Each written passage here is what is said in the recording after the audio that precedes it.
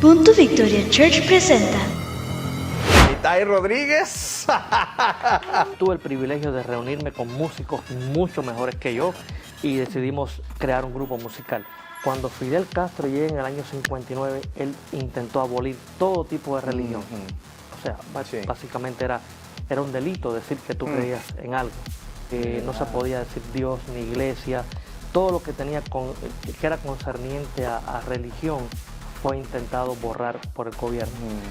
La iglesia nuestra fue quemada por los oficiales del gobierno.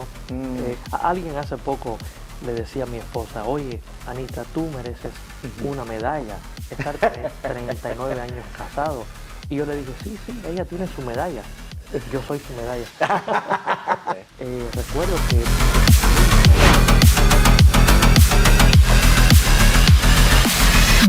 ¿Qué tal, amigos? ¿Cómo están? Bienvenidos a un episodio más. Mi nombre es Milton Manzanares y el día de hoy estoy bien contento de estar aquí con ustedes compartiendo nuestro nuevo episodio de Platicando en Victoria. Y el día de hoy estoy sumamente honrado, contento, bendecido de tener aquí con nosotros a un amigo que ya llevamos años de conocernos, pero una persona a la cual respeto muchísimo, sumamente capaz, sumamente con un montón de cosas. Fíjese, es médico, con su maestría, es músico, es pastor y ahora sirve en un ministerio muy importante aquí en la ciudad donde Dios los puso, en Charlotte, Carolina del Norte. Y para qué más presentación si no me ayudan a recibir a Itai Rodríguez.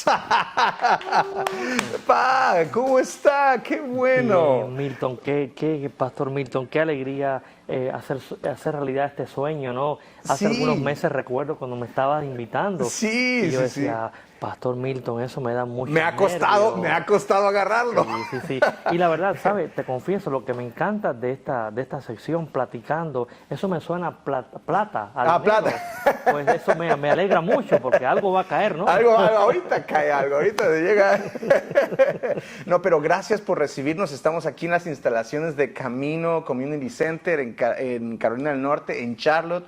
Muchas gracias por recibirnos aquí en casa. Y pues y vamos a estar platicando con la gente que nos está viendo. Hay gente que hoy está manejando, que está en la casa, está en algún lado. Si usted está aquí con nosotros, por favor, acompáñenos. Nosotros estamos tomando, ¿qué está tomando usted? Cafecito, Esto ¿verdad? Es un café puro café. Puro café.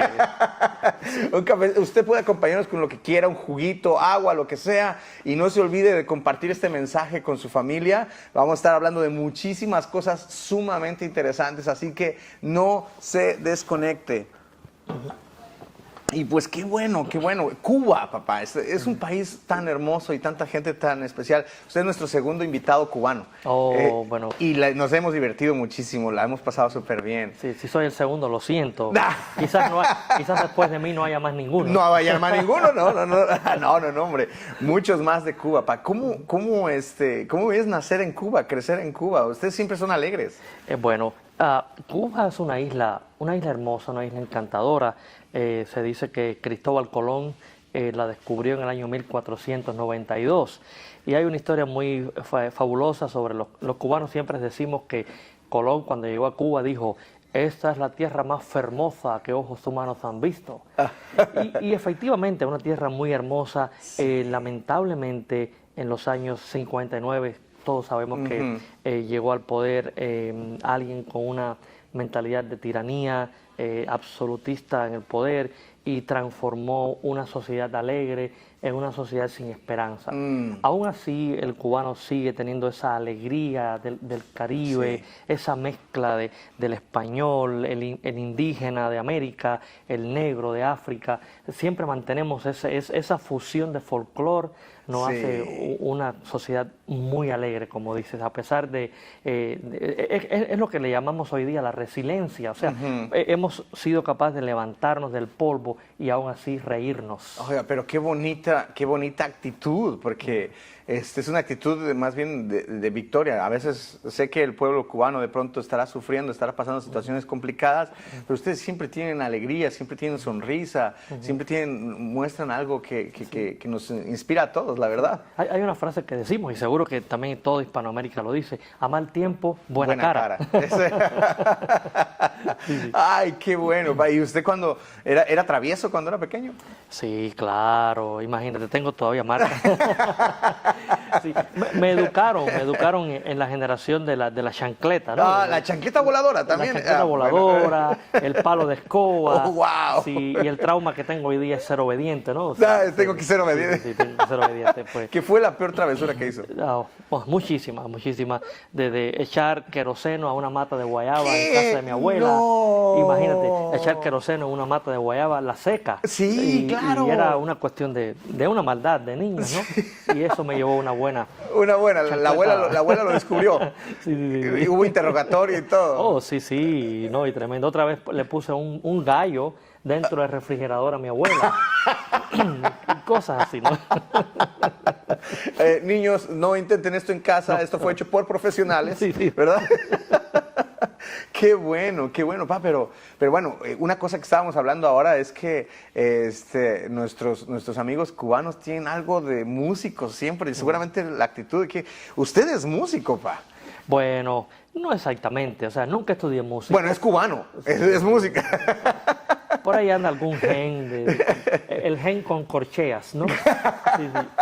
Y recuerdo cuando tenía como 12 años, siempre me llamaba la atención cuando iba a las iglesias, como tocaban el piano y la guitarra, wow. Y era como, wow, yo quiero, pero no tenía quien me enseñara. Claro. Entonces un día alguien me había regalado una grabadora de aquellas que se usaba aquí, ¿te acuerdas? Sí. Pues yo vi un buen negocio enfrente de mí. Alguien de la iglesia se estaba mudando, no tenía grabadora, quería tener una y yo quería su piano. Así que hicimos un switch, intercambiamos grabadora contra piano, él se quedó con mi grabadora y yo me quedé con su piano. Ahí comencé como do, re, mi, fa, ahí me quedaba. y poco a poco empezaba a construir acordes y bueno, fue un tiempo bonito. bellísimo, de verdad. Pero bueno, usted estuvo incluso viajando y haciendo algunas cosas en Cuba con su música. Sí, ya después de los 18 años tuve el privilegio de reunirme con músicos mucho mejores que yo y decidimos crear un grupo musical. Ese grupo musical... ¿Cómo se llamaba? Sí, se llamaba Juventud con una Misión. Ese grupo lo tuvimos 3 años. Después cada uno formó su propio grupo. Yo formé el mío y el mío ya se llamaba Piedra de Ayuda. Basado cuando hizo el altar, hasta aquí nos ha ayudado el Señor, ¿no? Ebenezer. Y entonces ahí hicimos Piedra de Ayuda, éramos 5 músicos y comenzamos a viajar por las diferentes provincias de Cuba, en diferentes iglesias y ministerios, dimos conciertos en teatros, cines, iglesias. Fue un tiempo de bendición y fue la época cuando el hermano Marcos Witt estaba en el boom y cantábamos todo su repertorio y fue un tiempo hermosísimo, qué hermoso. Bueno, de eso nos tenemos en común, porque yo me convertí al Señor con la música de Marcos Witt. Pero qué bonito, qué bueno. Entonces, ¿usted desde cuándo empezó a asistir a la iglesia o su familia es cristiana? ¿Cómo era eso? Sí, mis papás eran pastores. O sea, nací en una casa, en una familia pastoral. Entendemos. Por eso la maldad, ¿no? Somos los peores. Y entonces, bueno, ahí crecimos, recibí al Señor a los 7 años, me acuerdo, en una pequeñita iglesia de Asambleas de Dios. Ahí recibimos al Señor, crecimos, a la edad de 12, 13 años me bautizaron y jamás olvido ese día, no olvido cuando recibí a Jesús en mi corazón y el día que me bauticé. Fueron días que jamás se borran de mi memoria. ¡Wow! ¡Qué hermoso! ¿Qué hay del cristianismo en Cuba? Porque hay mucha gente que como que, bueno, en temas de gobierno lo piensan como contrario al gobierno, como eso. ¿Hay libertad de fe y de credo? Sí, mira, Cuba, como toda Latinoamérica, tiene una gran ascendencia del catolicismo que heredamos de España. Claro. Básicamente la religión oficial en Cuba era Iglesia Católica. Después comenzó los años 40, 50 a aflorar un poco el folclore afro y se formó un sincretismo que es la religión. Bueno, hubo mucho sincretismo de varias y formó una religión católico-africana en Cuba. En los años 50 comenzó el evangelio a crecer y se formaron muchas iglesias en cada pueblo. Ya había un balance, según me cuenta, había un balance entre católico, folclore afroamericano, africano, perdón, y la iglesia naciente evangélica. Creció mucho. Cuando Fidel Castro llega en el año 59, él intentó abolir todo tipo de religión. O sea, básicamente era un delito decir que tú creías en algo. Había una famosa canción, La Internacional, que decía, ni César, ni burgués, ni Dios. La palabra Dios fue borrada de todos los libros de las escuelas. No se podía decir Dios ni iglesia. Todo lo que tenía que era concerniente a religión fue intentado borrar por el gobierno. Muchas iglesias fueron cerradas. La iglesia nuestra fue quemada por los oficiales del gobierno, convertida en otra serie de instituciones. Y así miles de iglesias fueron cerradas. Las congregaciones fueron dispersadas. Claro. Era como intentar borrar todo rastro de Dios del país. En los años 80 ocurre un avivamiento y las iglesias comienzan a desbordarse. Y otra vez el evangelio comienza a ser mayoría en Cuba. Y yo creo que ha sido una bendición desde los años 80 hasta el momento. Ha habido una mayoría de iglesias evangélicas en Cuba. ¡Ay, qué hermoso, qué hermoso! Ahora, usted me cuenta que usted recibió al Señor a la edad de 7 años. 6, 7 años. 6, 7 años. ¿Cómo fue esa experiencia? ¿Qué fue lo que lo llevó a tomar ese paso de fe? Vamos, hay mucha gente que piensa que un niño es como a muy temprana edad, ¿verdad? Es muy, no sé, como tal vez que no entiende mucho las cosas de Dios. ¿Cómo fue esa experiencia, pa? Mira, pienso que el evangelio es algo tan sencillo que en la mente sencilla de un niño es capaz de penetrar. Claro. Y recuerdo que mi mamá siempre me hablaba del amor de Dios, del amor de Jesús, de que Dios creó las cosas, y comenzó a crecer dentro de mí esa semilla de fe, de creer en algo que es superior a mí. Wow. Y ese día era una escuela dominical, un domingo en la mañana, y el pastor, de acuerdo, pastor Ramón, él dijo, todos los niños que quieran aceptar a Jesús en su corazón como su salvador personal, por favor pasen al frente. Y recuerdo que yo fui el primero que salté de mi silla y dije, yo quiero dar mi vida a Jesús. ¡Uf! ¡Qué hermoso, pa! ¡Qué hermoso! Me imagino que el Espíritu Santo habría hecho una obra grandísima. Sí. Qué bonito.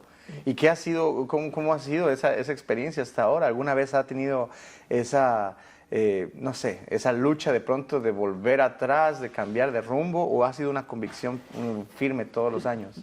Creo que la convicción ha sido estable siempre, 100% convencido. Obviamente, como somos seres humanos creados, nacidos en el pecado, tentaciones nunca faltan. Claro. Malas decisiones nunca faltan. Pero hasta aquí nos ha ayudado el Señor. Amén. O sea, su fidelidad es grande, su amor, su gracia, su misericordia, al no darnos lo que merecemos, es su gracia, ¿no? Y creo que Dios ha sido tan suficiente para mi vida, a pesar de todas las luchas y tempestades de la vida, hemos permanecido con una convicción inquebrantable a nuestro Dios. ¡Ah, qué bonito! ¡Qué hermoso, pa! Entonces ahí crece usted, ahí conoce a su esposa desde entonces, en el mismo lugar. ¿A qué edad se conocieron? Ya yo servía como músico, a los 17, 18 años servía como músico, tocaba el acordeón, el piano, guitarra, cantaba. Y llega a la iglesia 4 jovencitas que habían sido enviadas por el seminario para pasar una pasantía, ¿no? Claro. Y había una que, desde que la vi, ya me enamoré. Dije, aleluya, bendito sea el Señor. Aquí me la envió Dios. Y bueno, que se le lanzó de una vez, le dijo, siento de Dios. Bueno, exactamente, no de una vez, esperé como 3 horas. No, pero comenzamos éramos amigos y yo comencé a enseñarle al acordeón, Ok. de muy buena Pues voluntad. claro, por supuesto. Mira, esto se agarra así el así, acordeón. acá, pon tu manita. Claro, claro. Terminé agarrándola. Pues sí, ya nos hicimos novios teníamos como 18 años, estuvimos noviando 3 años. Y Qué hermoso. yo cuando eso estaba en el segundo año de la carrera de medicina, Ok. al terminar segundo año decidimos casarnos. Ajá. Y bueno, ya llevamos 39 años casados. Qué bueno. Tomen nota, por favor. Tomen nota con esto, porque esto es... Vamos, hoy los matrimonios, la mayoría son de plástico. Sí, alguien hace poco le decía a mi esposa, oye, Anita, tú mereces una medalla, estar 39 años casado. Y yo le dije, sí, ella tiene su medalla, yo soy su medalla. Ay, qué increíble. Ay, qué bueno, pa. Pa, y cuénteme una cosa, ¿por qué medicina? A ver, bueno, y esa es otra cosa, hay muy buena medicina en Cuba, conocemos, de eso es como una fama del país de ustedes. ¿Había médicos en su familia?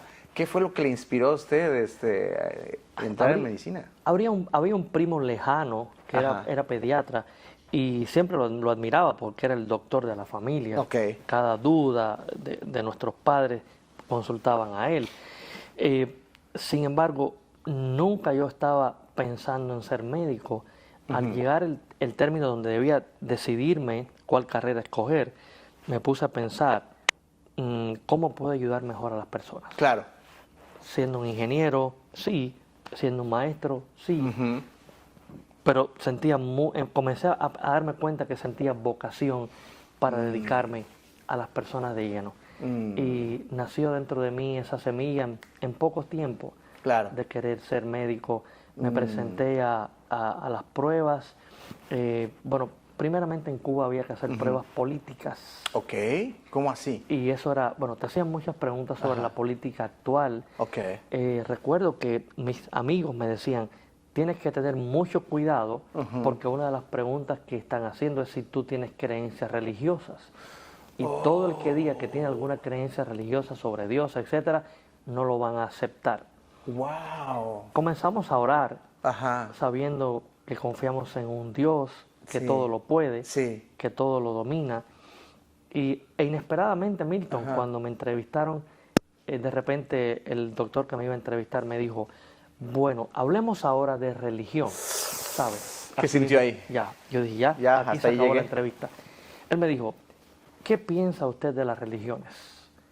Yo dije, aquí estoy abierto. Bueno, hay religiones buenas, religiones que no son tan buenas. Ok, entonces dígame ejemplos de religiones que no son buenas. Bueno, hay religiones que te prohíben poner quizás transfusiones de sangre en un herido, hay religiones que sacrifican muchos animales y no las veo que son adecuadas. Oh, muy bien, ahora religiones buenas. Bueno, los evangélicos, ellos te dicen que tienes que hacer el bien, siempre están ayudando a las personas. Él me dijo, es suficiente, está aprobado. ¡Wow! Dios llevó todo a esa pregunta, claro. a esa pregunta inesperada. ¡Wow! ¡Qué increíble! Ahí ¡Qué fui testimonio más aceptado, poderoso! sí, fui aceptado en la escuela de medicina y yo estudié. ¿Usted estaba dispuesto a perder la oportunidad de ir a eso? Sí, claro. Todo sea por el Señor. Claro. Qué poderoso, porque vamos, ahí es donde se prueba realmente la fe, Claro. ¿no? Y fíjate que después, al cabo de los años, bueno, hice mi especialidad de medicina familiar y llega una oportunidad para ser genetista, me encantaba la genética, pero el mismo asunto.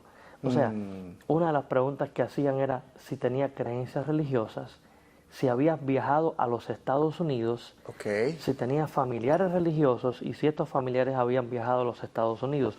Eran preguntas que entraban dentro de las que iban a hacer en la entrevista para optar por la posición de genetista. Y yo las tenía enfrente. Así que en todas puse sí. Mis papás son pastores, han viajado X veces a los Estados Unidos, yo también, soy ministro de música en la iglesia. Inesperadamente me aceptaron. O sea, era la clave para que no lo aceptaran. Para que no me aceptaran. Qué Qué increíble. Dios confundió sus ojos. Sí, sí, sí. Increíble, Wow. pero bueno, creemos en un Dios Así que es. es increíble. Amén, amén. Qué poderoso, qué hermoso, pa. Qué hermoso. Y después de eso, bueno, usted hace su maestría, su especialidad. Y ¿cuándo entra ahora la cosquilla de entrar a estudiar en el seminario? Bueno, Qué fue lo que le movió? Porque sí, usted me dice que no quería ser pastor. no, jamás, jamás. ¿Por qué no quería ser pastor? Porque mi papá había sido pastor Ajá. y había visto todo lo que sufre un pastor, Claro. ¿no? Por su congregación, por sus ovejas, cuántas lágrimas corren por sus mejillas. Había visto las rodillas de mi mamá con callos orar por años y por años. Y yo decía, yo no quiero ese sufrimiento ni para mí, ni para mi esposa, ni para mis hijos. Entonces, en mi mente jamás había estado la idea de ser un pastor. Claro. Pero siempre digo que Dios me trajo por la oreja al ministerio. Dios me trajo por la oreja al ministerio y un día se dieron todas las condiciones subjetivas y objetivas Claro. para llegar al ministerio, pero sobre todas esas condiciones creo que fue el plan de Dios Sí, que había hecho un llamado, el cual yo no había escuchado. sí. El día que escuché el llamado de Dios fue el día que me rendí a Él y dije, heme aquí, aquí estoy. ¿Qué opinó su esposa? Ella me dijo, te sigo, Ah, te sigo. qué fácil, eso estuvo fácil. Sí. Habemos nosotros que pelear esa batalla. Qué hermoso, pa, qué hermoso. Y estuvimos pastoreando en Cuba, en La Habana, Cuba, en una iglesia naciente Ajá. que tenía como unos 40, 50 miembros. Ahí estuvimos pastoreando por 4 años. Ok. Al salir de esos 4 años, la iglesia la vimos crecer a más de 250 personas increíble. y 4 iglesias hijas. Oh, wow. Y no lo hice yo, lo hicimos primeramente con el poder de Dios, Así es. su ayuda, la sabiduría que nos dio Sí. para también reclutar otros 8 hermanos muy valiosos que fueron mis soldados conmigo, ¿no? Y pudimos hacer ese trabajo para la gloria de Dios. Wow, qué impresionante. En tan poco tiempo lo que Dios hizo es impresionante. Y ¿sabe? Fue una iglesia que el pastor Rosti había comenzado junto con Ok. mi papá, Ok. hacía unos años antes. Mi papá ya estaba pastoreando acá con Rosti en Estados Unidos, yo me quedé al frente de la iglesia, Ajá. una iglesia no tenía ninguna experiencia de ser pastor principal. Ok. Por eso digo, Dios fue el que me hizo el llamado. Solamente respondí.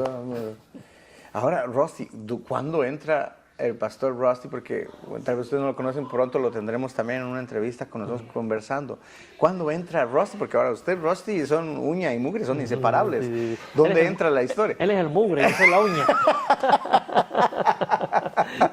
¿Dónde entra en esa historia? Sí, bueno, la historia, fíjate Milton, qué interesante. Año 1958, hay un campamento de jóvenes en la iglesia en Cuba. Ok. Bradley Price, un joven americano, líder de iglesias acá, viaja a Cuba, ahí conoce a mi papá, que también era un joven líder de las iglesias cubanas, se conocen, año 58, año 59, llega Fidel al poder, expulsan a todos los americanos de Cuba Oh, wow. y por casi 40 años ellos no se supieron el uno del otro. Oh. Año 1994, 95, hay un misionero que había sido misionero en Cuba, el cual conocía a mi papá y a Bradley Price. Y él viaja a Cuba con Bradley Price, el papá de Rusty, y reconecta a mi papá y a Bradley Price, que ya eran pastores. Qué increíble. Fue el momento donde Rusty y yo nos conocemos Ajá. y comenzamos a soñar todas estas ideas que hoy son una realidad, ¿no? Ajá. Ahí fue donde nos conocimos, año 95. Año en La Habana, 95. Cuba. Sí, sí. Él me invita a venir a Estados Unidos, Ajá. Ahí se acrecentó mucho más la amistad, se solidificó, comenzamos a hacer planes futuros. Y bueno, hoy es una realidad. Usted muy viajó en clara. el 95, entonces para Aquí a aquí a Estados Estados Unidos. Unidos, Desde sí. entonces radica acá. No. Yo solamente venía de A visita. visitarlo. Venía de visita, sí, sí. Ajá. Tenía una carta del Ministerio de Salud Pública de Cuba Ajá. donde me autorizaba a llevar medicinas a Cuba. Ok. Entonces, aprovechaba esa coyuntura Ajá. y podía viajar a los Estados Unidos. Ok, qué bueno. Rosti y yo comenzamos, creamos una organización de ayuda humanitaria y a través de esa organización comenzamos a enviar contenedores de medicina y equipos médicos a Cuba. A Cuba. Eso Wow. llevó a Rosti a tener una gran aceptación ante el gobierno cubano. Porque por su buena fe, su buena voluntad. Siendo americano, era enemigo Claro, claro. del gobierno de Cuba. Sin embargo, eso le dio una buena cobertura, la cual fue mantenida por un tiempo. Ocurrieron muchas cosas, ¿no? Es una larga aventura, que Rosy también la va a comentar, Sí, ¿no? Seguro sí, que el sí. día que le haga el podcast. Pero desde esa época sí nos conocemos, Rosy y yo. Wow, año qué 95. hermoso. Y usted era pastor, médico, ejercía la medicina, estaba sirviendo, digamos, a Cuba, por así decirlo, o a la iglesia, a la gente. ¿Dónde empieza a despertar esa cosquilla de servir a los demás? ¿Qué fue lo que le tocó en el interior para crear organizaciones como estas y empezar a llevar ayuda? Sí. Tal vez la respuesta es obvia. Sí, creo que en el caso por ejemplo, de Rusty, en el caso mío, fue lo que se nos sembró, lo que nuestros padres sembraron. Ok. Espíritu de servicio, es tal como Jesús sirvió, nuestros padres sirvieron. Suplir la necesidad de pronto. Exacto, suplir necesidades, vestir al desnudo, alimentar al hambriento, consolar al afligido. Claro. Creo que es algo que vimos, crecimos con esa cultura de servir. Y es una bendición, un gran honor. Qué hermoso. Pero entonces está trabajando bien, usted va y viene a Estados Unidos, está ayudando a la gente en Cuba, pastoreando una iglesia. En aquel tiempo yo no era pastor, era solamente pastor de jóvenes solamente y pastor de músico. jóvenes y músico. Era médico. ¡Wow! Poderosísimo, porque encima de eso todavía sirviendo a ese nivel. Sí. O sea, yo llego a ser pastor después de los años 2003. Ok. 2003. ¿Y dónde aparece la idea de viajar a Estados Unidos definitivamente? Bueno, ¿Qué lo movió? Porque parece que está plantado ahí Sí. súper bien, le está yendo bien. Aparentemente, la cosa es que Rusty me mete en muchos problemas. Siendo gringo, americano, a los ojos del gobierno de Cuba, él aparentaba ser un agente de la CIA. Ok, él estaba como Y no es nunca así. obviamente sospechoso de espionaje, una onda Exactamente, así. ojos azules, blanco, americano, habla inglés, va a Cuba, lleva ayuda humanitaria, tiene contacto con las iglesias, era como un red flag para ellos. Comienzan a interrogarme, el gobierno de Cuba comienza a interrogarme a menudo, me meten en prisión, bueno, no prisión detrás de las rejas, pero como en oficinas por horas, por días para interrogarme y hacerme muchas preguntas acerca de todos los grupos que Rosti llevaba, cuál era el origen de la medicina, de dónde salía el dinero que él levantaba para poder llevar medicinas a Cuba, tratando ellos de clarificar cómo era todo el proceso. Llegó un momento que era tan insoportable para mí, esos interrogatorios, esas entrevistas interminables, el estrés era máximo. Inclusive mi esposa a veces temía que me sacaban de la casa y después ella no sabía si yo iba a volver en algún momento. ¿Usted conocía algún caso de personas que desaparecieran? Sí, sabíamos que personas desaparecían inexplicablemente, entonces ese temor siempre estaba presente. Así que un día, estando yo de guardia en el hospital, una enfermera y yo comenzamos a planear un viaje para Estados Unidos, su familia, mi familia, su esposo, sus hijos, mi esposa y mis hijos. Yo tenía un paciente que yo atendía a sus hijos y él era marinero, sabía mucho de embarcaciones. Comencé a hablar con él y me dijo, pues vamos a hacer una embarcación. Me ayudó, pasamos como 6 meses fabricando la embarcación. Fabricando la embarcación. Escondidos en el bosque, la poníamos en un río. Ahí estuvimos probando por varios meses hasta que finalmente llegó el día de la partida para Estados Unidos. Wow. Él, con su experiencia de marinero, comenzamos a navegar una noche del 15 de diciembre del año 2003. Nuestros corazones iban llenos de esperanza. En quizás 12 horas íbamos a estar. ¿De dónde partieron? De la costa norte de La Habana. De la costa norte, ok. Nuestros corazones tenían tanta esperanza. Íbamos a llegar al país de la libertad. Sí. De repente y en plena noche, en medio del mar Caribe, vino una tempestad.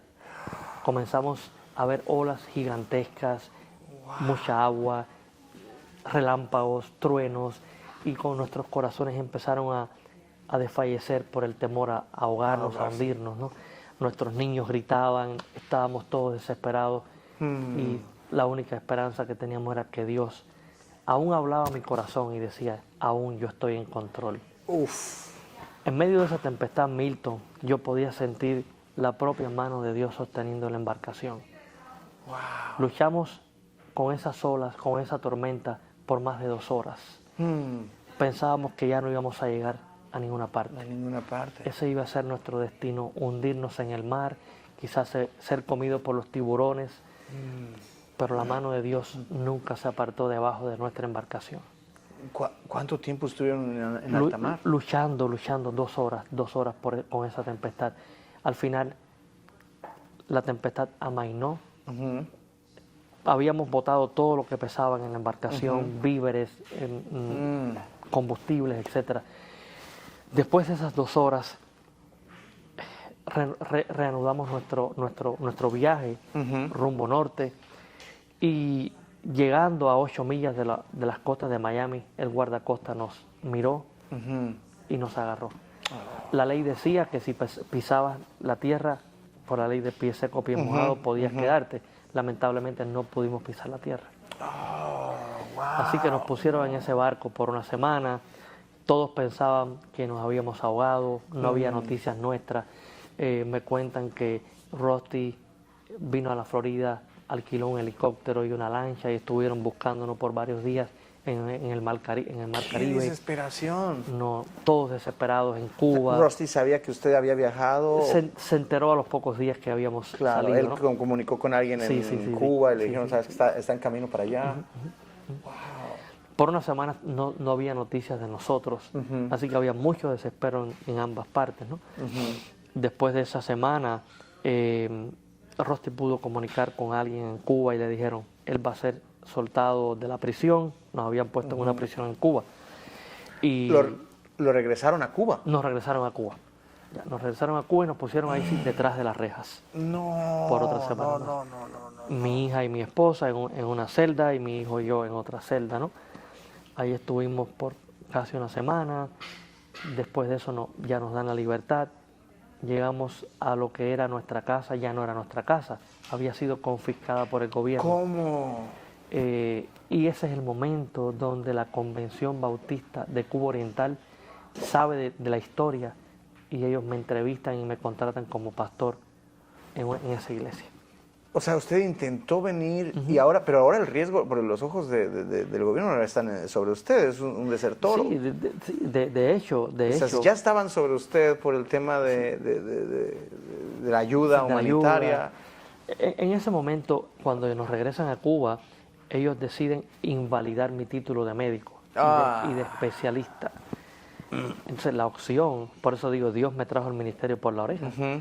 Fui contratado por la convención como pastor y ya, no era médico. Ya. Me convertí en un pastor. Bueno, obviamente tenía mi certificación del seminario. Sí. Del seminario, etcétera. Pasaron 4 años y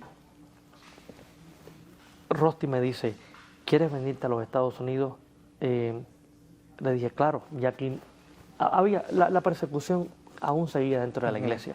O sea, yo recuerdo que tenía que grabar mis mensajes por temor a que el gobierno pudiera malinterpretar algunas de las ideas que yo diera. Por ejemplo, recuerdo que un día yo estaba predicando sobre conoceréis la verdad y la verdad os hará libres. Oh, qué mensaje. Y era un término muy controversial para el gobierno. Yo, habiendo sido un traidor del gobierno, predicar acerca de que la verdad, el conocimiento de la verdad te hará libre, era algo un poco complicado. Y empezaron a mandar muchas personas a la iglesia. Encubiertos, escucharon mensajes. Y la gente me alertaba, pastor, mire, esa persona es policía, esa persona es enviada por el gobierno. Así que decidimos empezar a grabar todos los mensajes para que no hubiera ninguna mala interpretación, ¿no? Con una mala decisión. Pasaron 4 años y entonces Rusty consigue cómo yo salir a México con mi esposa y mis hijos. Pudimos salir poco a poco hasta que conseguimos que nos pasara la frontera. Y bueno, Hace ya 14 años estamos. O sea, pasa a México y en México entra legalmente. Estando en México, que eso fue otra historia maravillosa, aprendí a amar al pueblo mexicano. ¡Aleluya! Sí. y digo, los restaurantes mexicanos en Estados Unidos, todos son falsos. Son falsos. Son Perdón. Perdón, restauranteros, ¿verdad? Ustedes saben la verdad y los hará libres. Sí. Pero ahí en México aprendí a comer los mejores tacos. Esos sí son tacos. Esas carnes asadas, esas barbacoas. No, tremendo. Estuvimos por 4 meses ayudando a las iglesias ahí en León, Guanajuato. Okay. Formamos un grupo de música. Una experiencia muy linda ahí en León, Guanajuato. Hasta que conseguimos el coyote. Un buen amigo que nos condujo hasta la frontera. Ajá. Al llegar a la frontera decíamos, queremos asilo político, somos cubanos, y bueno, ya nos entrábamos en el proceso. O sea, hasta cierto punto ese beneficio estaba todavía... Estaba todavía vigente. Estaba vigente, sí. Sí, una parte que tal vez no entiendo. Usted viajaba antes a Estados Unidos libremente. Sí. ¿Cómo cambia eso? ¿Por qué cambió ese tema? ¿Cuándo es que ya usted no puede viajar legalmente a Estados Unidos? Comienzo a viajar porque había una cierta libertad del gobierno. Ajá. Cuba estaba pasando por lo que ellos llamaron periodo especial. Periodo especial era que no había nada. O sea, se había caído el bloque socialista de la Unión Soviética, Rumanía, Bulgaria, Checoslovaquia, Hungría. Entonces Cuba ya no recibía ningunos beneficios, ni medicinas, ni dinero, ni alimentación. Entonces el pueblo cubano de repente en los 90s se vio sumido en la peor crisis económica que ha vivido. El gobierno de Cuba da ciertas concesiones a través de la iglesia, de las cuales yo me aprovecho. Claro. Y comienzo a viajar a los Estados Unidos y comienzo a llevar medicinas a Cuba. Y por eso eso fue un momento de coyuntura muy útil para las iglesias. Y pero bueno, ya después no pudo seguir viajando. Después... Porque estaba ese beneficio, ¿no? Se podía haber viajado y evitar, o sea, quedarse acá o cómo era.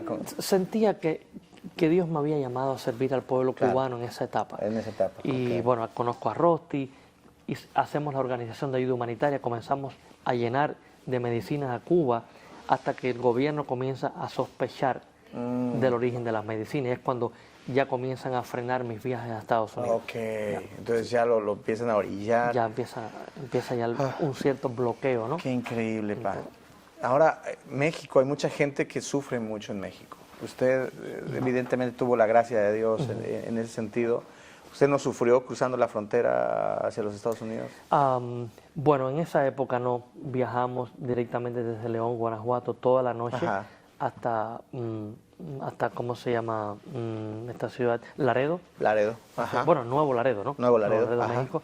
Ahí pasamos unas horas acomodando el mejor momento para pasar. Llegó la mañana. ¿Cruzó el río? No, pasamos por la garita. Ok.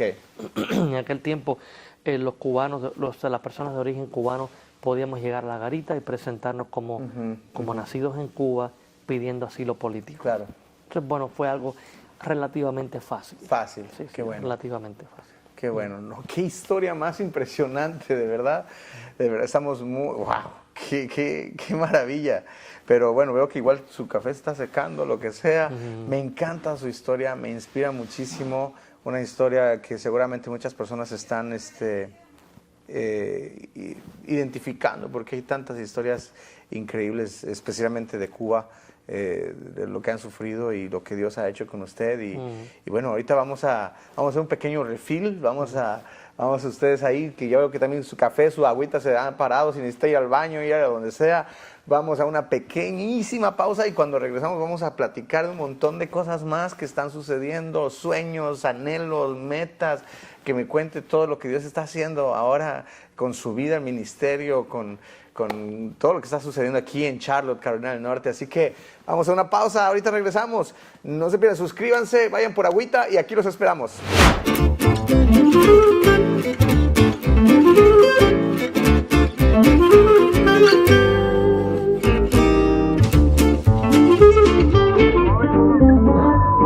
Papi, por favor, mi amor. Ay, Dios mío, ayúdenos.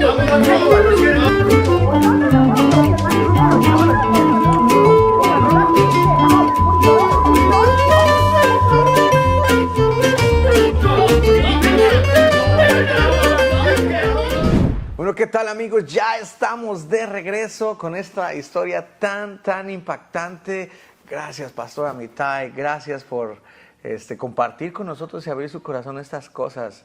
De verdad que la historia nos motiva, nos inspira muchísimo, y ahora se lo comentaba detrás de cámaras, el hecho de imaginarme a usted con su familia en esa balsa, en esa barca, las olas, ¿verdad? La historia de los discípulos cruzando el mar del otro lado y Jesús caminando sobre las aguas. Me imagino que el temor era natural, ¿verdad? A perecer, a morir, y una vez más la fe en Jesús tenía que ser probada, ¿no? Y como todos esperábamos, como la historia feliz, se cruzaron, llegaron a Miami y colorín colorado, pero no, todo regresar a Cuba, ¿verdad? Tener que enfrentarse a una nueva etapa de persecución. ¿Cómo sentía a su esposa en ese entonces? ¿Cuál era la posición de ella? A veces, usted es el valiente, usted es el fuerte, usted es el que sostiene. ¿Cómo lograba mantener a la familia en fe? Sabes que yo creo que mi esposa, ella es muy callada, Ajá. sin embargo es muy fuerte, y creo que la unión de ambos nos hizo aún más fuertes. Qué hermoso. Regresar a Cuba, estar preso detrás de las rejas con nuestros niños por casi una semana, llegar al lugar donde fue nuestra casa y de repente ya no es nuestra casa, comenzar una vida sin nada, sin nada. Sin casa siquiera. Sí, recuerdo que cuando llegamos a la iglesia donde nos hospedamos después de haber llegado a Cuba, miramos alrededor, no teníamos cama, no teníamos muebles, teníamos solamente la ropa puesta y un pequeño maletín donde teníamos nuestras fotografías, los certificados de las escuelas que habíamos podido rescatar del mar. Lo puse en el suelo y miramos, mi esposo y yo nos miramos y nos sonreímos y dijimos, gloria a Dios porque estamos vivos. Qué fuerte. Estamos vivos. De ahí alguien nos regaló un dinero, dejamos a los niños en la casa con un familiar y mi esposo y yo fuimos a una pizzería a comprar pizza. Estando allí, había muchas personas quejándose del calor, quejándose de que había una larga fila por la pizza, que la pizza no estaba tan buena, y mi esposa y yo comenzamos a hablar con una señora mientras hacíamos la fila.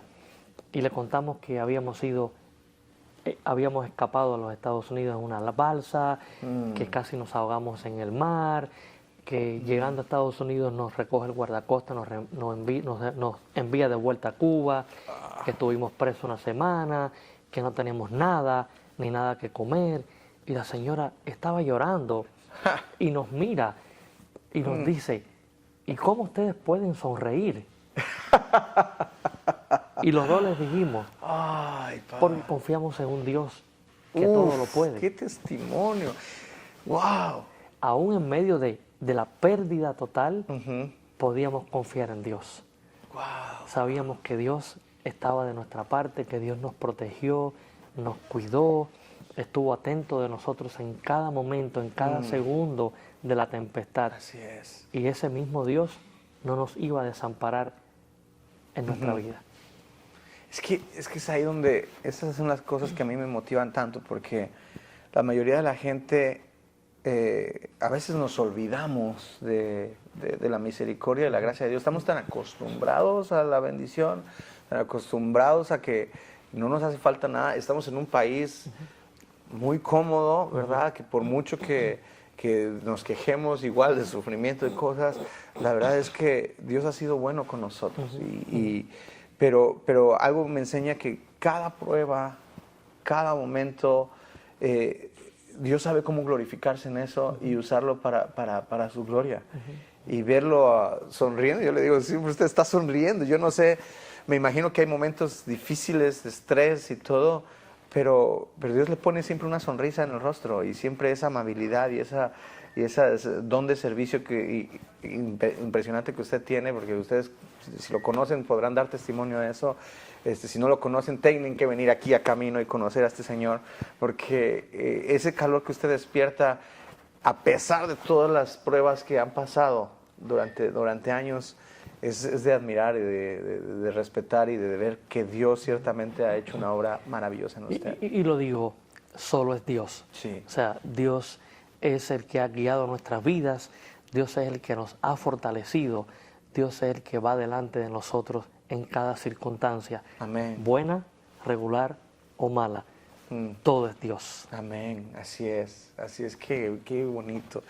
Y pasa por México, se come unas gorditas, unos taquitos en León, Guanajuato. Le dieron zapatos, vio zapatos, Claro. armó de zapatos. León, Guanajuato, los mejores zapatos del mundo. Sí, de hecho, tengo, bueno, hoy no, pero yo me compré mis botas, Oh, ¿de verdad? mis cosas, los niños. De piel de piel de cocodrilo. De piel de, no, bueno, no tanto. ¿no? Piel de vaca, pero Ajá, buenísimo. bueno, Cinturón y todo. Cartera. Oh, Espectacular. espectacular. Y llega a Estados Unidos como todo un vaquero. Con mi sombrero. Usted es de Guanajuato, no me mienta. Sí. Wow, llega a Estados Unidos, llega hacia Charlotte ahora a reencontrarse con Rusty. Sí. Recuerdo que estábamos en la frontera y Rusty me llamó allá y me dijo, hey, Amitai, estás en Estados Unidos ya a punto de entrar, siéntate libre, estás en un país libre, puedes irte a Miami, puedes irte a Washington, puedes irte a donde tú quieras. Y yo recuerdo que le dije, hey, brother, Dios me trajo a este país para trabajar contigo. Aquí estoy. ¿Hace cuántos años de eso, pa? El 17 de octubre de este año 2023 va a ser 14 años. 14 años. 14 años. 17 de octubre es mi cumpleaños, por aquello. Mira eso. Tenemos que celebrarlo juntos. Claro, mi cumpleaños es el 10 de octubre, así que Ah, va a haber fiesta y música. una semana. Una de fiesta, semana. Pues entonces ya ve, un pastor amigo Ajá. en común de Rusty y yo se llama Ajá. Frank Penley. Ajá. Él fue por nosotros a la frontera, manejó y nos trajo hasta Charlotte. Wow. Y aquí hemos estado por 14 años casi ya. Qué impresionante. Ahora, eso es otra jornada, pa. Que usted llega y podríamos decir, y colorín colorado, se acabó el podcast, todo ha sido chiflar y cantar, todo ha sido alegría y felicidad desde que llegaron acá, pero, pa, ustedes han tenido que luchar y han tenido que ser fieles hasta aquí. Sí. ¿Cómo era cuando usted llegó aquí a Charlotte? Todavía está el papá de Rusty. Rusty, ¿ya en ese entonces tenía la iglesia bilingüe o todavía...? En aquel tiempo cuando llegamos, año 2009, en este mismo lugar era la iglesia Bautista Camino del Rey. Okay. El papá de Rusty, bueno, mi papá estaba trabajando con Rusty. Ya en esa época mi papá había salido a Canápolis a fundar la iglesia Camino en Canápolis. Papá de Rusty tenía la iglesia Kingsway Baptist Church en Concord. O sea, iglesia americana, iglesia hispana. Yo entro a trabajar como parte del equipo pastoral desde esa época y una iglesia muy bien, muy fructífera. Año 2010 comienzan las deportaciones. Estaba en aquella época estaba Obama de presidente y recuerdo que cada domingo en la tarde mi esposo y yo salíamos a hacer visitas a los miembros de aquí de la iglesia. Llegábamos a los complejos de apartamentos y nos decían, no, vino un bus y se llevó a 10 familias hoy en la tarde. Y era así, la iglesia comenzó como a bajar mucho porque Sí, había claro. muchas deportaciones en ese año 2010. Por la parte de Kingsway, la iglesia americana, el papá de Rusty, había tenido algunos problemas de salud de su corazón, había tenido trasplantes de corazón, etcétera, etcétera. Muy bien para él en su salud. Sin embargo, había algunas ya cosas que administrativamente no andaban muy adecuadas, porque obviamente su capacidad de dirigir Sí. había mermado un Mermado. poco, ¿no? El papá de Rusty pide a Rusty ir allá a ser pastor. Rusty dijo, no, jamás voy a dejar a los hispanos. En un momento se decide fusionar las dos iglesias. la iglesia americana no estaba preparada para asimilar a 400 latinos. Claro. Y Wow. el día que fusionamos fue el día que hubo un éxodo de 100 familias Qué americanas, duro. ¿no? Con ellos también se fueron su dinero, ¿no? Claro. Nos quedamos endeudados con aquel campus muy hermoso. Y bueno, la historia es larguísima. Yo quiero dejar mejor esa historia para que Rusty la cuente, Sí. ¿no? Cómo Dios ha obrado milagros. Wow. Hasta que, bueno, entendimos que nuestra misión era regresar acá, a este lugar, a Camino. ¿Cómo es? Porque usted ha estado siempre trabajando con Rusty, sumamente pegado. Ha tenido, yo admiro mucho eso, la unión que hay entre ustedes dos. Y entiendo que eso también tiene que ver mucho con usted, tiene que ver mucho con su actitud, con su amor, con su convicción. ¿Cómo lo vive usted, el hecho de todos estos cambios? ¿Cómo vive el hecho de mantenerse firme, de estar... ¿Cómo es el estar como pastor de la iglesia juntamente con Rusty y mantenerse firme en todo ese tiempo? Mira, Milton, creo que cuando Dios te llama a servirle. Claro. No es a servir a un hombre, no es a servir a un ministerio, tú estás sirviendo a Dios. Entonces no importa qué ocurra en el hombre o en los ministerios, tu vista siempre va enfocada en cuál es tu misión, cuál es tu llamado. Creo que eso ha sido algo fundamental en que nos mantengamos unidos, ¿no? Claro. Y es estar claro cuál es la visión, cuál es la misión. Ahora, veo un ADN en ustedes y siempre ha sido, y por lo menos de lo que usted me comenta desde los años tempranos, desde Cuba, usted en el corazón siempre ha tenido el servir a la comunidad, el servir al prójimo en la necesidad, y ustedes son líderes en eso, y son un ejemplo de que el Señor me llamó a mí y los conozco, siempre ha sido como esa inspiración, el recordar que hay gente siempre en necesidad. Pero no siempre es fácil poder servir a la gente que está en necesidad. Usted nos platica de ese éxodo, ¿verdad? De los americanos, de cómo cambian. ¿Cómo mantenerse firmes en eso? ¿Cómo sostenerse? ¿Cómo seguir soñando? ¿Eso era un sueño que usted y Rusty tenían desde los tempranos años? ¿Qué es lo que ustedes visionaban en aquel entonces? Sí, mira, recuerda cuando... yo venía de visita acá a los Estados Unidos y por ahí tenemos una famosa foto donde estamos él y yo con un blog de notas soñando con el futuro.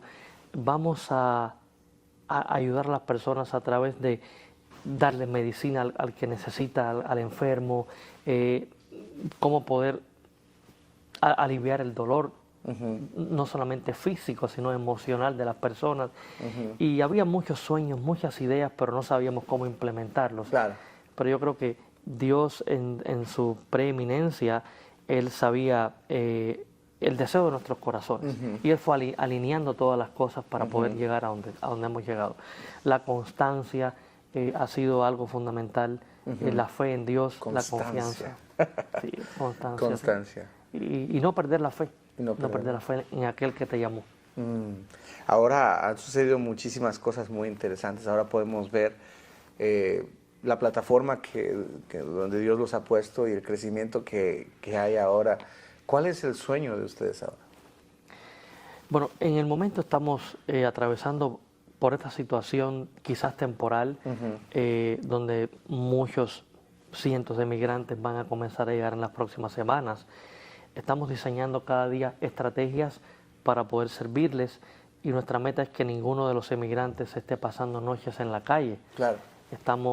Tenemos esta red de pastores, de la cual tú eres parte, tenemos ese honor y estamos comunicándonos día a día con los pastores para ver qué herramientas tienen en sus congregaciones para poder servir a través de Camino a todas estas comunidades que están llegando de emigrantes. Sí, es un plan... aunque te digo, de forma temporal, pero es un plan continuo. Claro. Un plan continuo para dar ayuda, buscar trabajo, buscar lugares donde vivir. Tenemos en varios departamentos acá en Camino, entre ellos Camino Arriba, donde les buscamos trabajo, donde les podemos enseñar inglés, en la clínica, donde pueden recibir atención médica, el pantry, donde podemos darle comida, una tienda donde podemos darle ropa donada. Wow, Estamos siempre creando estrategias para poder servir a la comunidad. Hay dos preguntas que quisiera hacerlo, tal vez dos mensajes que pudiera usted dar, porque yo sé que ayudar a la gente, mucha gente quiere ayudar, mucha gente a veces dice, sí, yo quiero ayudar al necesitado, etc. Pero ayudar no siempre es fácil, especialmente cuando hay momentos donde parece que son casos perdidos. Tristes siempre hay la necesidad, pero donde uno deposita, ¿verdad? Ayuda, confianza, herramientas, y de pronto sientes como que eso cayó en saco vacío. ¿Qué podría usted decirle, por ejemplo, a una persona que quiere ayudar y que aún no ha tenido la experiencia de ayudar? ¿Cuál podría ser el motor para decirle, ok, yo llevo tantos años en esto? ¿Qué es lo que lo ha mantenido usted firme en la ayuda, sin desilusionarse, sin desanimarse?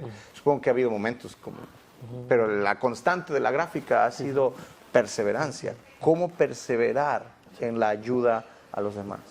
Creo que para aprender a ayudar, tienes que aprender a que se te dé, ¿cómo digo?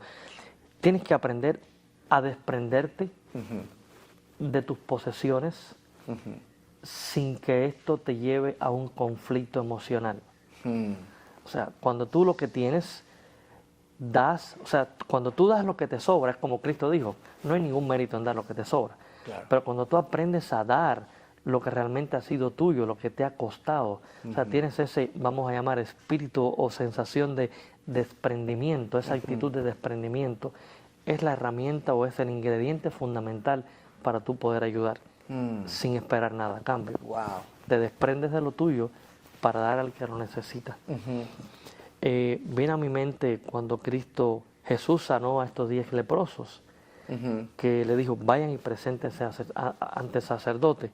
Pero uno de ellos regresó agradecido al verdadero sacerdote, que era Jesús. Y Jesús quizás le preguntó, bueno, ¿y dónde están los otros 9? Sí. Pero por eso Jesús no dejó de seguir sirviendo. Claro. Y eso nos va a pasar muchas veces. Vamos a ayudar a 10 personas, solamente uno va a agradecer y quizás otro va a salir del hueco. Pero no importa, vale la pena por estos 2 o por este 1, aunque aquellos 8 o aquellos 9 no lo agradezcan o no logren entender el espíritu de desprendimiento y de servicio, aún así vale la pena seguirlo haciendo. ¿Cuál podría ser la recompensa de eso? La recompensa yo creo que para mí la recompensa en dar es sentir el gozo de dar. Wow, qué fuerte, qué bueno. Qué bueno. Eso es algo que solamente Dios te puede dar. Porque al final de cuentas hay mucha gente que busca dar porque quiere algo a cambio. Hay quien busca dar porque quiere fama. Hay quien busca dar porque quiere que alguien le pague. O hay gente que ha sido mal enseñada en el sentido de que todo lo que tú das, Dios te va a regresar, ¿verdad? Pero, ¿qué me puede decir usted con respecto a eso? Y te repito, para mí la mayor recompensa de dar es el gozo de dar. Se siente un gozo inexplicable. Wow. Inexplicable. Mi esposo y yo hemos tenido esa experiencia por años. Esa emoción de dar.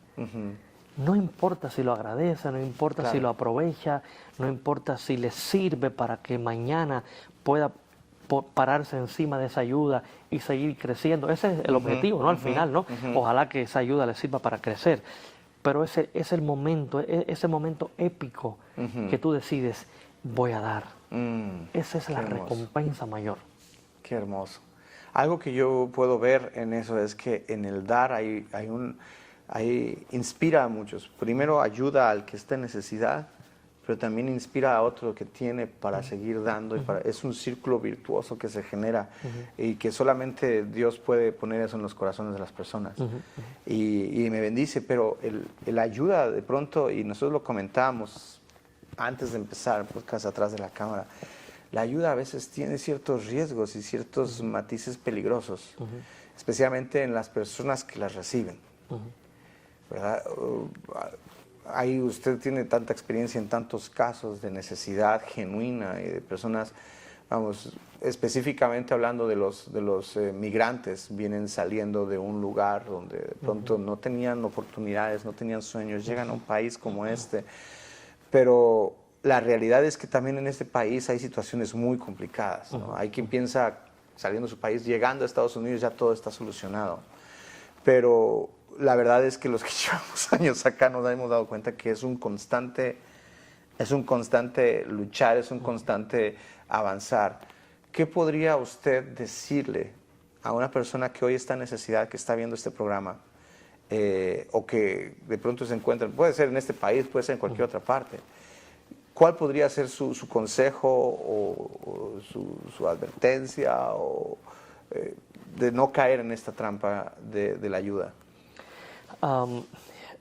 Creo que el mayor logro que tiene, pero no el mayor logro, quiero decir, el mayor reto que tiene un inmigrante es aprender a desaprender lo que sabe para poder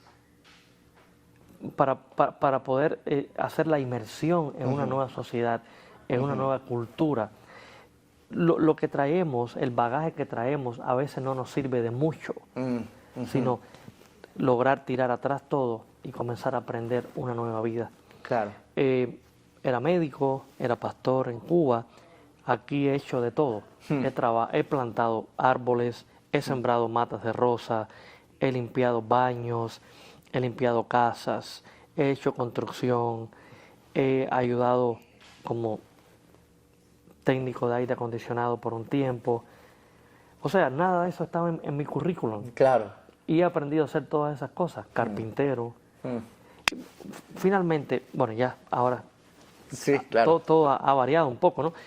Pero tenemos que venir con la mente abierta de poder de tener la capacidad de hacer lo que sea, en virtud de poder crear una nueva vida a nosotros, a nuestra familia, a nuestros hijos y a todas las generaciones que vienen detrás de nosotros. Claro. No hay tarea deshonrosa.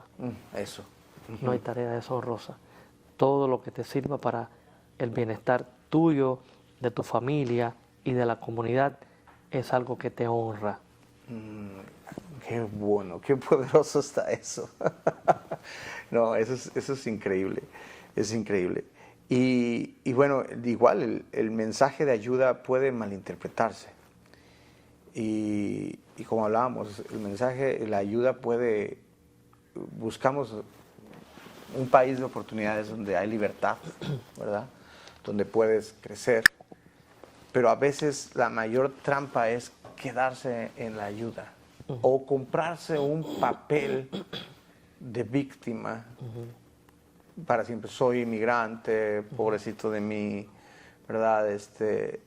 ¿Cómo evitar caer en ese círculo vicioso y en esa trampa? ¿Cómo no quedarse allí? ¿Cómo poder recibir la ayuda en el momento que la estoy necesitando, pero poder salir y progresar? Y ¿cómo no comprar eso? Porque eso es una trampa muy fácil y muy fácil de muy caer. fácil de caer y que puede atarte de por vida. Sí, tienes razón. Muchas personas, bueno, de hecho hay programas no solamente en Camino, sino en muchos otros lugares donde los inmigrantes le van a dar ropa, comida, hospedaje por un tiempo, pero creo que todos los inmigrantes tenemos que tener claro, no vinimos a este país a recibir ayuda, venimos a este país a ayudarnos a nosotros, a ayudar a nuestra comunidad y a ayudar al país. Qué bueno. Si no crecemos nosotros, no crece nuestra familia, ni las comunidades, ni el país que nos abrió las puertas. Wow. Entonces, esa actitud de víctima, de inmigrante, creo que debe ser algo temporal. Debemos aprender a afrontar todas las dificultades para poder crecer a través de ellas y eliminar toda posible conducta de aceptación eterna de una ayuda. Toda ayuda debe ser temporal. Claro, claro. Y usted dijo algo muy poderoso, desaprender. Hay mucha gente que sale de sus países, pero sus países nunca salen de ellos. Y yo entiendo que todos tenemos una identidad, mexicano, usted cubano, hay partes de nosotros que siempre estarán, nuestras raíces, nuestra cultura, ¿verdad? Es como nuestra madre, pero al mismo tiempo, ese es un país completamente diferente, con oportunidades diferentes, con una forma de vida diferente.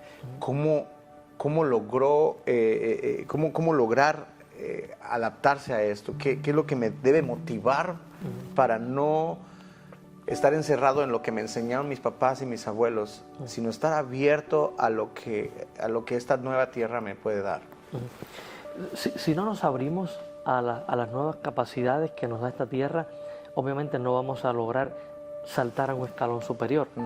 Porque si seguimos moliendo el café como lo hacíamos en el rancho, sabiendo que hoy en día hay técnicas mucho más rápidas, eficientes, no vamos a estar equiparándonos al desarrollo actual de esta cultura.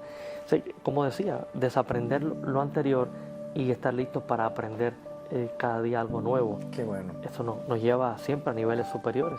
Así es. Y algo fundamental, hoy somos ayudados porque entramos al país nuevo, pero mi perspectiva de poder ayudar a otros tiene que comenzar a nacer desde el momento en que entré a este país. Hoy me ayudan porque yo mañana podré ayudar a otros. Hasta cierto punto tiene un nivel de agradecimiento. Claro. O sea, mantener el agradecimiento genuino de lo que me han dado. No lo merezco, me es dado. Y estoy agradecido. Y porque estoy agradecido, tengo que seguir dando y ayudar a otros. Dar por gracia lo que por gracia he recibido. Sí, recibimos salvación por gracia y todos los beneficios que hemos recibido en este país, de diferentes instituciones, de diferentes lugares, ¿no? Vamos también a ser parte de ellos, porque siguen llegando inmigrantes y ellos necesitan nuestra ayuda, nuestro consejo, nuestra guianza. Claro.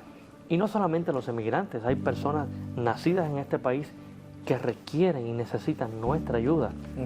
O sea, ayer fuimos servidos, hoy vamos a servir. Amén, qué bonito, qué bueno, pa. Y bueno, platíquenos un poquito nada más para ya terminar, porque ahora vimos, bueno, la iglesia de pronto hubo un tiempo que no fue difícil, se fueron los americanos, ustedes se quedaron endeudados y todo eso, y ustedes ayudaban y todo en aquel entonces, pero la ayuda no era tan diversa. ¿Qué es lo que ofrece ahora Camino? Bueno, Camino ahora es algo maravilloso que Dios ha hecho. Como te platicaba hace un rato, tenemos estos recursos ahora, tenemos Camina Contigo, que es un departamento que ayuda al inmigrante a comenzar a comprender el país, la nueva vida. Camino Arriba les provee trabajo, clases de inglés, clases de computación. Tenemos el Food Pantry para darles comida en este tiempo de transición. Tenemos estas dos clínicas con médicos que hablan su lenguaje. O sea, la mayoría de las veces no usamos traductor.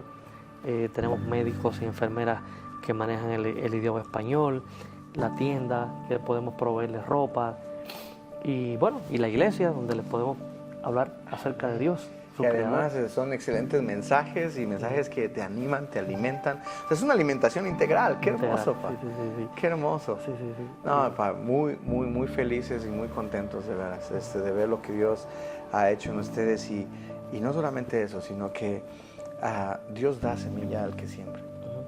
Y aun cuando en el corazón del que ayuda no está eso, a Dios nadie le puede ganar en generosidad. Él ha entregado todo. Y yo sé que ni una sola de los sacrificios que este equipo ha hecho, que usted y su familia han hecho, que Pastor Rusty y que toda la gente que trabaja en Camino, desinteresadamente. Yo estoy 100% seguro que no ha pasado desapercibido delante de los ojos de Dios y que ha subido con olor fragante. Y así como Dios ha estado fiel con ustedes y dándoles ese gozo de servir como lo tienen desinteresado, Yo sé que igualmente las ventanas de los cielos seguirán abiertas para ustedes en todas las áreas. Y aun cuando haya tempestad, usted lo ha experimentado y ha sabido que Dios siempre está en control de todo. Y no puedo como ni siquiera imaginarme el futuro tan lindo que viene para ustedes. Y no solamente en el sentido en su generación, sino todo el impacto y que ha logrado esa perseverancia, esa fe, ese sacrificio en las siguientes generaciones. Porque estoy seguro que habemos muchas personas que nos sentimos inspirados y motivados a dar la milla extra por ver lo que ustedes están haciendo. Y por eso para mí es un gozo y un privilegio poder compartir y sentarme aquí con usted a platicar estas cosas. Muchas gracias, Pa. Muchas gracias por su tiempo, por su perseverancia, El privilegio a nosotros. Y quería agregar algo más. Actualmente somos como 100 trabajadores, 100 empleados de Camino, y creo que más allá que empleados, entendemos que tenemos un llamado a servir. Hermoso. Un llamado a servir. Así que si usted quiere aprender a servir, tiene que venir aquí a Charlotte, tiene que venir a ver lo que está pasando aquí en Carolina del Norte, en Charlotte, en Camino. Y Pa, muchísimas gracias. Un placer. Muchísimas gracias. El honor ha sido mío poder platicar contigo, así que no veo plata. No, todavía no ha caído, pero bueno, pero caerá. Debe de caer en algún momento. Suscríbase, active la campanita, comparta el mensaje para ver si YouTube se pone la del Puebla con nosotros. Pero muy lindo este título, Platicando, y gracias, Milton. No, hombre, gracias a usted. Sabes cuánto te amamos, te respetamos y ya sabes, estamos a la orden en todo momento. Amén, los amamos. Y ustedes que están en casita, así que suscríbase al canal, comparta. Si usted le bendijo este mensaje, por favor, compártalo y esperen porque vienen conversaciones muy lindas. Y pues nada, ahí, que Dios me los bendiga. Un abrazo a todos, cuídense mucho, nos vemos, hasta la próxima. Bye.